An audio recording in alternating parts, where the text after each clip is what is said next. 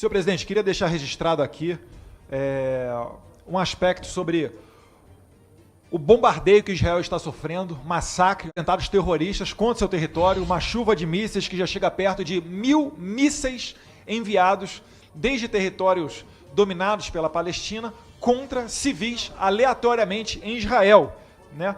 Todos nós sempre escutamos, e quase como clichê, que se Israel aceitasse dividir o seu território, haveria paz no Oriente Médio. Pois bem, Israel já tentou em 6 oportunidades, com generosíssimas ofertas de território para a autoridade palestina, e nunca chegou à paz.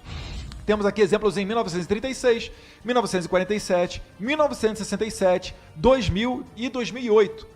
Até que, em 2005, senhor presidente, Israel, de maneira unilateral, deu um território para a Palestina, que é o território conhecido hoje como Faixa de Gaza. Esse território virou base terrorista, e dentre os grupos terroristas está ali o Hamas. É daí que partem a esmagadora maioria desses mísseis atirados contra civis em Israel, que já mataram 5 pessoas, né?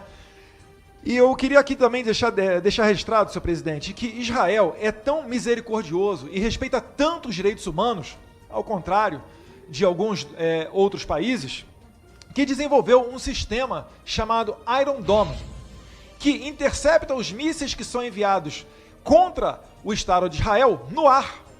Isso porque antes dessa tecnologia desenvolvida por Israel, o que Israel fazia? Ela enviava o míssil de volta para o local de onde foi lançada a agressão. Só que por vezes os terroristas são tão canalhas que eles utilizam escolas como base de lançamento dos seus foguetes.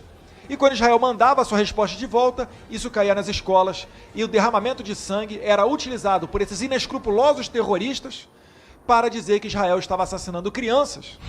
Então veja o quanto de injustiça que existe nessa história, senhor presidente. E eu digo aqui, os países que menos sofrem com o terrorismo são justamente os mais duros. Se a gente quer evitar de ter o terrorismo aqui no Brasil, a gente tem que declarar o Hezbollah, o Hamas, a Al-Qaeda, Boko Haram, a Jihad, todos esses grupos como terroristas, impedindo a circulação de seus membros aqui no Brasil, assinando acordos de extradição, porque o Brasil não é mais terra de terroristas. Graças a Deus já demos os exemplos com César e Batiste, 2 sequestradores paraguaios, pelo menos, que enviamos de volta, para mandar o recado que o Brasil mudou, e mudou para melhor. É quase que a concretização do discurso proferido na ONU em 2016, do premier israelense Benjamin Netanyahu, dizendo que aos poucos, mais e mais países vão acordar para a verdade, para as injustiças que são cometidas contra Israel em fóruns internacionais, como é a ONU. The change will happen in this hall because back home your governments are rapidly changing their attitudes towards Israel. And sooner or later, that's going to change the way you vote on Israel at the UN. More and more nations in Asia, in Africa, in Latin America, more and more nations see Israel as a potent partner in fighting the terrorism of today, a partner in developing the technology of tomorrow. Que vira e mexe, posterga e renova comissões para investigar Israel e não para investigar a Palestina ou esses grupos terroristas que vivem bombardeando e matando civis. Imagina, senhores, e não é muito difícil a gente fazer esse exercício mental, você está caminhando na sua cidade, de repente sirenes começam a tocar porque está chovendo mísseis do céu. E aí quando você vai para a ONU ou alguns outros organismos internacionais, você que está caminhando na rua é da nacionalidade investigada, um total contrassenso.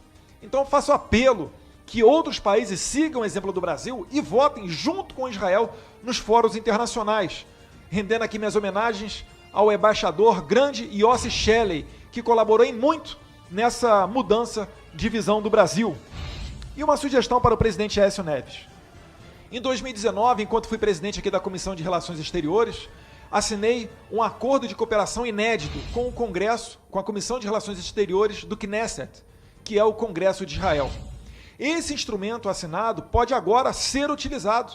Eu solicito, e farei isso de maneira formal, para que o presidente Aécio Neves solicite e envie uma carta ao Knesset de Israel perguntando sobre dados oficiais, número de mortes, de onde vêm os mísseis, quais grupos terroristas estão reivindicando esses atentados, para que, com essas informações em mãos, nós temos um debate mais claro aqui no Brasil.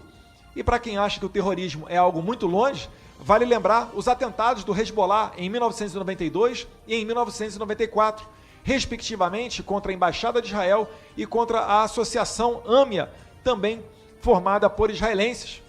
Não faz muito tempo, o presidente Macri decretou que Hezbollah é um grupo terrorista, fato que o Brasil, na minha sugestão, deveria seguir. E finalizando, senhor presidente, nesse 1 minuto para concluir, eu justamente, presidente Cajado, eu fiz questão de, no final da minha presidência dessa comissão, ir a 2 países, Israel e Emirados Árabes, para que a gente possa conhecer, de fato, um Estado judeu e um Estado árabe, para a gente ver que os árabes não se confundem com terroristas.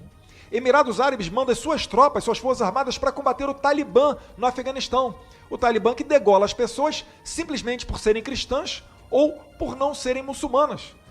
Eles são pessoas muito diferentes e os terroristas querem isso. Eles querem que nós venhamos a confundir os terroristas com os árabes, porque assim fica impossível haver qualquer negociação de paz, que é a missão deles.